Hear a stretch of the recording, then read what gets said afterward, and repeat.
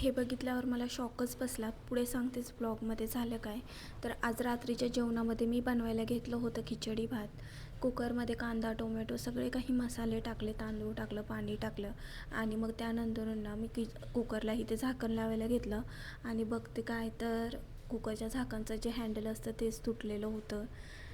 तुम्हाला सांगते ॲक्च्युली हे 2-3 दिवस आधीच तुटलं होतं, पण मी विसरून गेले होते आणि पुन्हा मी त्याच कुकरमध्ये खिचडी बनवायला घेतली होती. पण मग आज ठरवलं की आज कुकरचं हे जे हँडल आहे ते लावून घ्यावं. माझ्याकडे स्क्रूड्रायव्हरचा सेट होता, मग तोच सेट घेतला. त्यातला एक स्क्रूड्रायव्हर घेतला आणि त्याच्यानेच हे लावायला घेतलं होतं हँडल. आणि तुम्हाला सांगते पूर्ण अर्धा तास गेला ह्यामध्ये. पहिल्यांदा तर काही जमलंच नाही लावायला, पण नंतर थोडं डोकं लावलं आणि फायनली मी हे जे कुकरच्या झाकणला हे हँडल आहे ते लावून घेतलं होतं. आणि तुम्हाला सांगते तेव्हापर्यंत माझी खिचडीसुद्धा बनवून झाली होती. मी झाकण ठेवूनच बनवून घेतली होती कुकरमध्ये खिचडी. आणि मग त्यानंतरून आलं होतं माझं फ्लिपकार्टवरनं एक पार्सल. हे मी मागवलं होतं श्रुतीच्या बुक्सला ना हे कवर्स लावायचे होते, म्हणून मी फ्लिपकार्टवरनं हे ट्रान्सपरंट बुक कवर्स मागवले होते. आणि हे इतके इझिली लागले, तुम्ही बघू शकताय.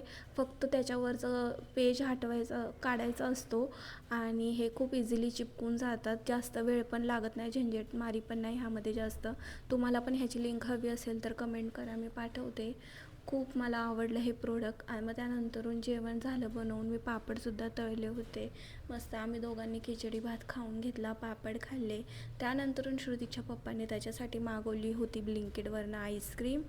त्याला खूप झोप आली होती, पण तो आईस्क्रीमसाठी जागा होता. मग त्याने आईस्क्रीम खाल्ली, मी पण खाल्ली. तर असा होता माझा ब्लॉग.